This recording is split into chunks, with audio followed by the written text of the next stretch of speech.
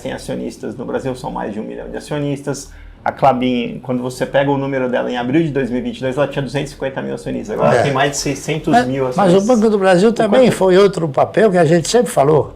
Era justamente a minha pergunta. Quanto que o senhor acha que o senhor é responsável por esse crescimento do investimento orientado a dividendos no Brasil? Não, eu não quero me considerar um responsável. E eu fico feliz que houve esse crescimento, porque na realidade esses papéis que a gente comentou, realmente eles são papéis que produzem e oferecem um bom dividendo, não é isso? Então, eu acho que eu me sinto até feliz por muita gente ter escutado o que eu falo, porque na verdade faz parte da minha carteira o Banco do Brasil, né? Desde 1971, 72.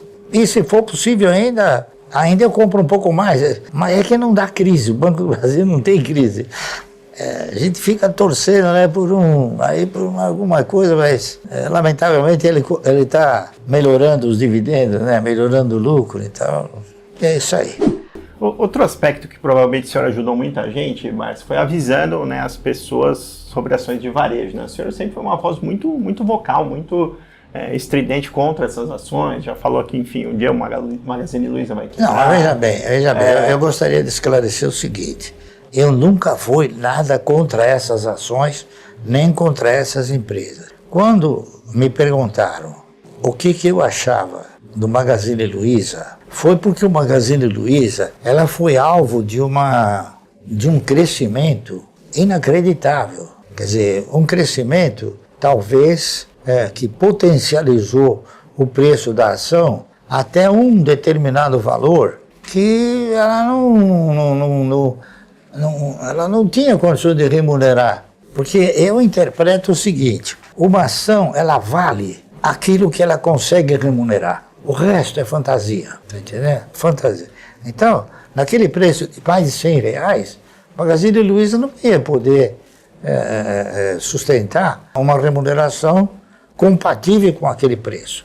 E aí eu disse o seguinte: não é a Magazine Luiza que vai quebrar, é o setor de varejo, tá certo? Então aí eu citei uns 20, Casa Anglo, que é o MAP, Mesbla, Sloper, Clipper, Ultralar, e vai por aí afora. Mas quem te deu ouvidos naquela oportunidade se deu muito bem, porque em 2023 a gente teve um ano horroroso para essas empresas aí, para Magazine Luiza, Lojas Americanas, Pão de Açúcar, Casas Bahia. A Casas Bahia está 50 centavos. O que mais o senhor diria para o pessoal ficar distante aí? Olha, ficar distante, eu falo sempre por um sentimento baseado num fator chamado histórico. Né? Qual é o histórico das empresas de aviação? É um histórico que realmente não anima ninguém, não é isso? Porque aqui no Brasil, por exemplo, nós tínhamos a Real Transportes Aéreos, uma empresa antiga. Depois aí nós tínhamos uma empresa internacional que chamava Panair do Brasil, quebrou. A Real quebrou. Aí a Panair foi sucedida pela Varig, que quebrou. Tinha a Transbrasil quebrou. A Cruzeiro quebrou, Cruzeiro do Sul quebrou. A VASP quebrou. A TAM quebrou. Só que não deixaram ela quebrar, ela rachou. Aí ficou Latam, se uniu, né? Então, é um histórico que realmente é um histórico que não recomenda. Por que esse histórico não recomenda? Porque o administrador de uma empresa de aviação, ele não depende só da capacidade dele.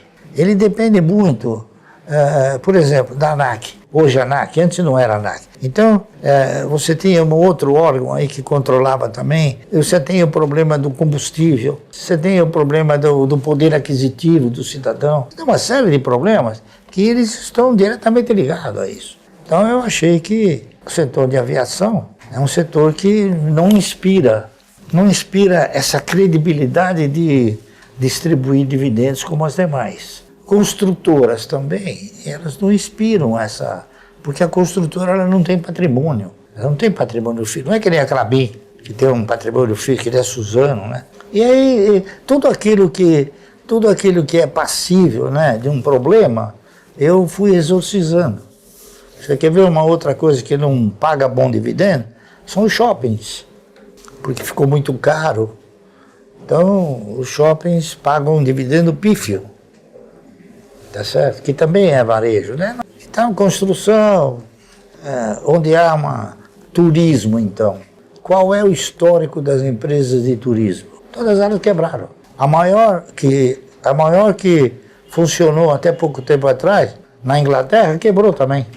Então, a CVC quebrou também. Só que o grego pegou e comprou de novo a CVC, né? Ele vendeu, agora ele comprou de novo, se soube, né? Ele fez uma injeção em capital. Então, não, ele acabou comprando, porque ele fez uma injeção e ficou dono de novo, né?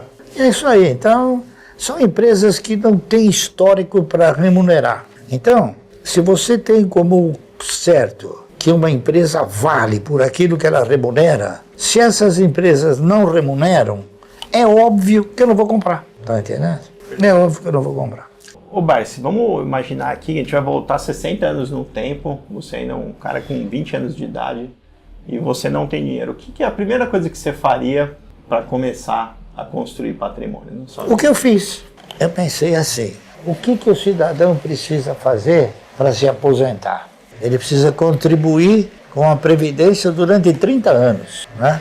Olha, e se eu comprar 1.000 ações por mês durante 30 anos? Eu não sabia o que ia acontecer, mas eu tinha mais confiança em comprar as ações do que contribuir para o INSS, muito mais. Então, eu fiz um projeto propondo eu mesmo comprar 1.000 ações por mês durante 30 anos. E fiz um por um, primeiro ano, segundo ano, terceiro, até os 30 anos. Então, aquele projeto mostrou para mim uma coisa interessante, que no 8º ano eu não precisava mais pôr dinheiro do bolso. O resultado, ele mantinha o prosseguimento do processo. O dividendo.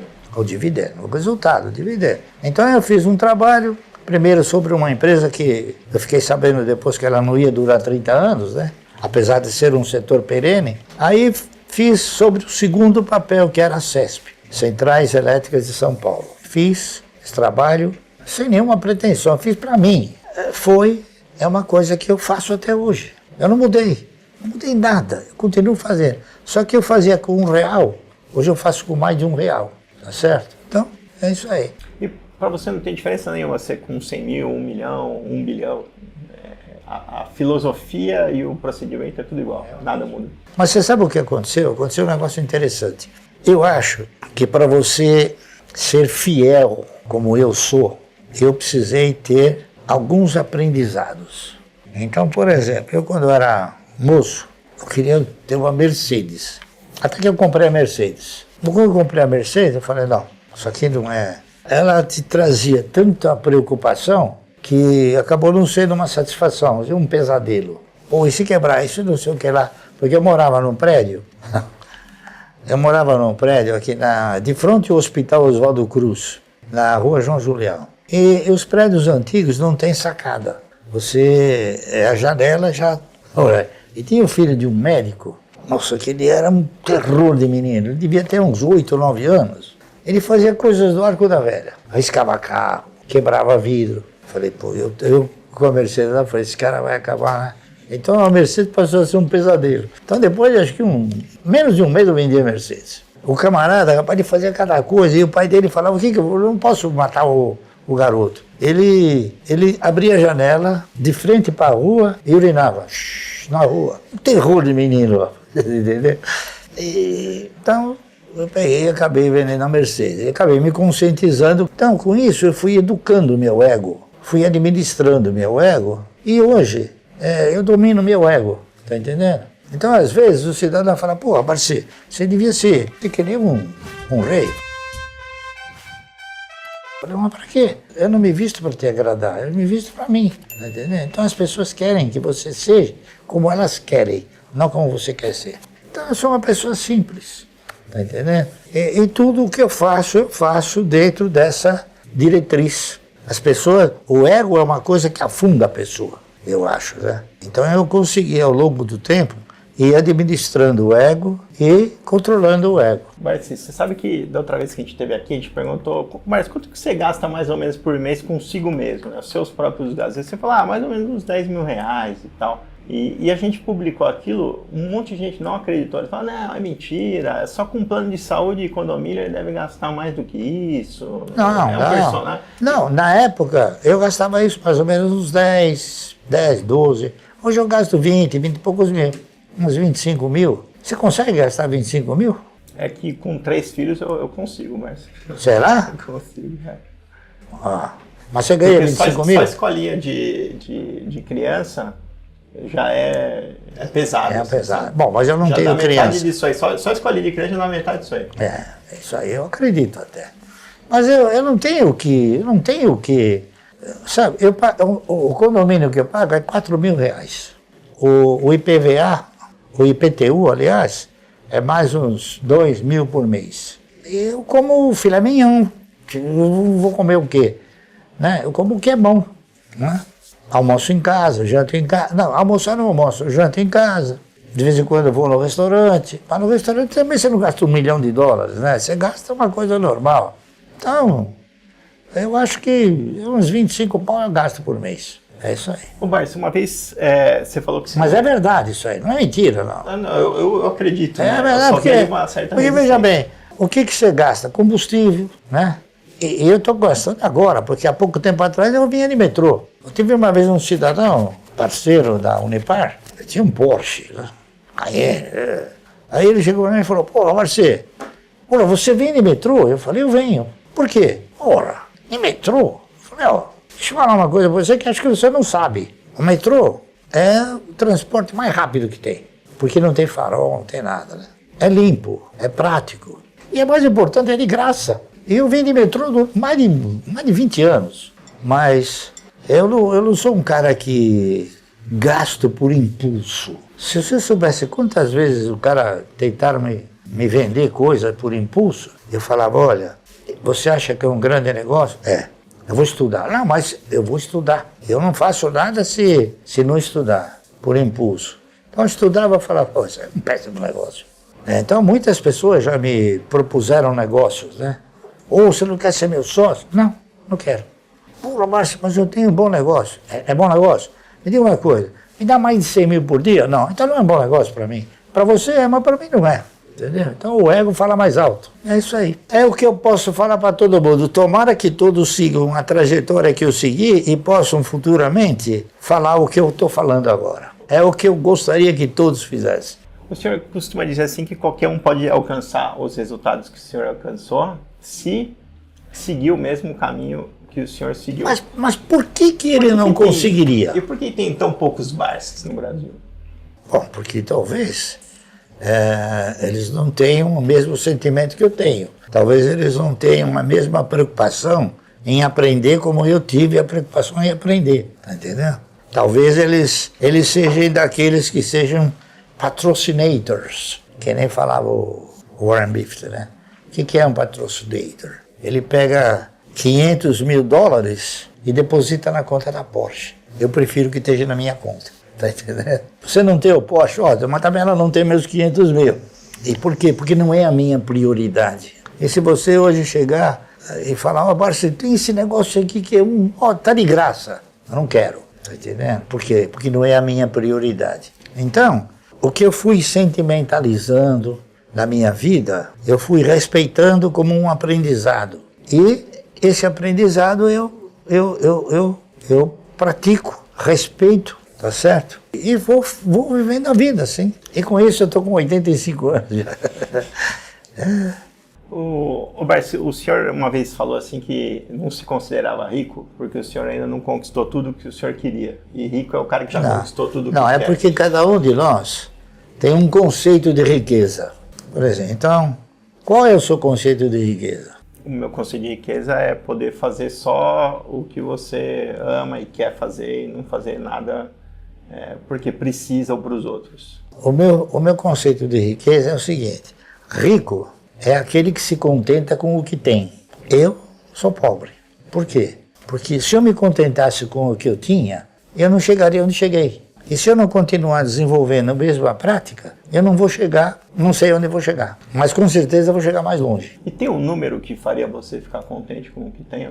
Não. Isso não existe. Não existe número. Você sabe por quê? Olha, você vê, o meu patrimônio, e é interessante, uma coisa que o mercado me ensinou também, você veja que eu nunca falo que o mercado me ensinou. O mercado me ensinou que você tem que exorcizar o patrimônio. O que é isso? Por exemplo, a minha carteira de ações já chegou a ser 5 bilhões. Aí ela caiu para 4. Perdi 1 bilhão? Não vendi. Tá entendendo? Ao contrário, eu pegava isso de dividendo, agora eu pego isso com a mesma carteira. Então, eu acredito que um dia ela vai chegar lá de novo. Por quê? Porque um dia o mercado vai subir, que nem subiu há um tempo atrás, que a coisa é um absurdo, né? Coisas, entendeu? Então, às vezes eu vejo o camarada compra uma ação por R$1, ela vai a 90 centavos, o cara se puxa os cabelos, já estou perdendo. Está perdendo o que? Mas o cara não vendeu. É um absurdo o cara falar que está perdendo, né? Então esse cara que procede dessa maneira não é um investidor, ele é um especulador. Ele comprou a ação para que ela suba e ele venda. Eu compro a ação para receber o dividendo e torço para ela cair, porque aí eu compro mais. Então são posturas distintas, né? Talvez eu seja o único no país que torce o mercado cair. É por isso que eu sou bem sucedido, porque eu sou ao contrário de todos, né? E é o que o mercado me ensinou. E eu tento passar esse ensinamento para o pessoal, mas eles não querem acreditar. O que eu posso fazer? Não posso fazer mais nada, né? Ô, Barsi, o Warren Buffett é tido aí como o maior e mais bem-sucedido investidor dos Estados Unidos e ele teve, em quase 60 anos, aí uma rentabilidade de 20% ao ano média, né?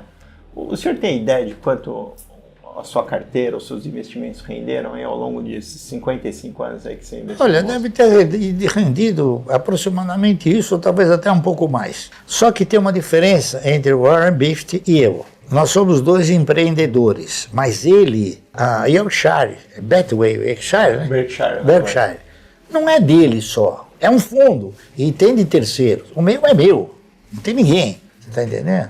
E outra, ele não distribui dividendo. Você sabia disso? Não distribui, em 60 anos nunca distribuiu. Então, em 60 anos ele nunca distribuiu. Por que eu vou ser igual que ele? Ou vou investir nele? Eu gostaria que ele distribuísse o dividendo, mas não distribui, então eu faço a minha carteira. Está entendendo? Faço a minha carteira. Então eu tenho meu dividendo, sou parceiro das empresas como ele é, só que ele está nos Estados Unidos. E as empresas que ele comprou na época são empresas multinacionais. As que eu comprei não são multinacionais, mas cresceram também, né? Aquele Banco do Brasil, a Klabin, Suzano, a Semig, né? O senhor se considera o investidor mais bem-sucedido do Brasil? Igual Não. o Warren Buffett é nos Estados Unidos? Não, eu não sou o mais bem-sucedido. Eu acho que devem ter outros também, né? Eu tenho um grau de sucesso, agora pode ser que tenham outros que tenham mais sucesso do que eu, tá certo? Aqui eu sou conhecido e os outros não são, mas deve ter sim, pessoas que têm uma posição grande de determinados papéis, né? Eles também devem ter bons resultados de dividendos, né? Ô, Barsi, uma coisa assim que é muito curiosa e muito peculiar é a forma como o senhor criou a Louise, né? Eu acho que enquanto muitas famílias ricas, o filho faz 18 anos, ganha um carro, vai estudar nos Estados Unidos, aí quer sair de casa, ganha um apartamento, enfim, as famílias elas provêm muito assim para o filho. A Louise conta que ela estudou no Mackenzie, ela tinha uma mesada de R$500 por mês, ela nem sabia que você tinha o patrimônio que você tinha. É verdade, porque eu nunca divulguei isso. E por que você fez essa opção? Assim, a ideia é que ela não tivesse tanto que ela não precisasse fazer nada? A minha vontade foi que, pelo menos ela, nunca fosse uma pedinte. Eu sempre gostei que ela fosse uma conquistadora. E para ser conquistadora, ela tem que caminhar com as suas próprias pernas, claro. E a gente orientando. E hoje ela é uma conquistadora. Ela não é uma pedinte, tá entendendo? Então, por exemplo, eu sou uma pessoa que conquistei as coisas, né? Então eu procurei transmitir esta minha postura para ela. Porque se a minha postura é uma postura de sucesso, por que eu iria transmitir a ela uma postura diferente? É isso? E é o que eu fiz. E graças a Deus, ela realmente é uma pessoa que ela é uma conquistadora, ela conquista, ela trabalha, ela não chega para mim, fala, pai, eu quero isso, quero aquilo, quero. Ela compra para ela já ganha para ela. Então, eu ajudei bastante para que ela fosse alcançar essa independência que ela tem, com 29 anos, tá certo? Então, o que acontece? Resumindo a história, ela tem 29 anos, me ouviu. Aqueles que me ouvirem, pode ser que vão para frente. Que não ouvir, vão para trás. Fazer o quê? Né? A minha missão eu cumpri, é transmitir. Se o cara quiser aprender, amém, né? Tem gente que duvida disso aí. Como tem gente que duvida, acho que eu tenho que... Eu não fumo charuto, mas tinha que acender charuto com nota de $100. Isso aí é jogar dinheiro fora, né? Então, isso é uma coisa que eu não faço. Desperdiçar recursos, né? Então ela é um exemplo daquilo que eu gostaria que todos fossem, né? Mas que infelizmente não são, tá certo? É legal, Barsi. E ela também começou com pouco, tá certo? Ô, Barsi, agora umas perguntinhas rápidas aí pra te finalizar. Qual que é o seu livro favorito? Meu livro favorito? Olha, é meu livro favorito que eu li mais de uma vez, os grandes... Eu não me lembro se era Fatos Econômicos, que mostra que toda guerra tem um sentido econômico no meio, sempre. Eu li umas 2 vezes esse livro aí, porque tem algumas coisas que eu não entendi. Depois eu acabei me inspirando muito nesse livro, porque esse livro ele mostrava, e mostra, nem me lembro já como é que é o nome, nem tenho mais esse livro, mostrava você conserta a economia com mecanismo, não com teorias. Por quê? Porque a teoria que você pode usar num país não serve para outro. E os economistas usam a mesma teoria para tudo, né? Tá entendendo? E qual que é o seu filme favorito, Barsi? Filme? Se eu vou falar pra você vai dar risada. Meu filme favorito é Os 10 Mandamentos, com o Charles Weston. Ele fazia o papel do Moisés. Os 10 Mandamentos. Você tem um hobby hoje? Não, meu hobby é dividendo. Se quer me ver feliz, é receber dividendo. E qual que é o sonho que você não realizou ainda? Não, eu não acho que eu realizei todos os meus sonhos. Pelo menos aqueles que eu interpreto ser. Eu não tenho mais nada que eu mire conquistar. Tem alguma coisa que te tira o sono hoje, mas te faz dormir mal? Não. Pergunta pra ela. Pode fazer o barulho. Quando eu pego no sono, eu sou um defunto. É verdade. Eu durmo com prazer. Talvez porque eu me sinta com a consciência tranquila. Eu acho que a consciência da pessoa ajuda muito no sono, né? Mas eu sou um defunto. O senhor tem vontade de viver até mais de 100 anos, Barsi? Não, eu acho que eu já vivi o suficiente que uma pessoa deve viver. Tá entendendo? E você sabe o que eu brinco? Às vezes eu brinco assim, eu já peguei a senha, estou esperando a chamada. Tá entendendo? O que mais eu posso querer? Eu sou um camarada vitorioso, tenho meus filhos, graças a Deus, né? Eles vão herdar uma coisa boa, eu vou deixar um bom legado para eles. O que mais você pode querer, né? Legal. Pessoal, na semana que vem a gente vai abrir aí as inscrições para o MBA em Value Investing. Barsi, deixa aí um convite para o pessoal aí para participar aí dessa 4ª turma aí, nesse MBA aí. Hoje é o mais bem sucedido do Brasil na área de finanças. Eu acho que, enfim, você aqui da Jeff, estou de parabéns. Eu acho o seguinte, eu gostaria que vocês examinassem o seguinte. Primeiro, a minha filha, é isso, a quem eu sempre dediquei os maiores esforços para que ela fosse sempre uma conquistadora. E eu tenho a sensação, a certeza, eu diria até, de que ela orientará vocês também a serem conquistadores. Porque o que vale numa pessoa é aquilo que ela conquista, né? Não é aquilo que ela ganha, é aquilo que ela conquista. Porque quando você conquista, você aproveita e você tem um sentimento de valor, você sabe quanto custou aquilo. Quando você ganha, você não dá valor, o mesmo valor do que quando você conquista, não é? Então a conquista, o sentimento de conquista é um sentimento muito valioso. E esse sentimento eu tenho absoluta segurança que ela procura, e vocês todos procuram transmitir para todos aqueles que se aventuram a fazer e a seguir a orientação que vocês determinam. Muito bom, Barsi. Obrigado novamente. Além de muitas lições sobre dinheiro, aí muitas lições de vida.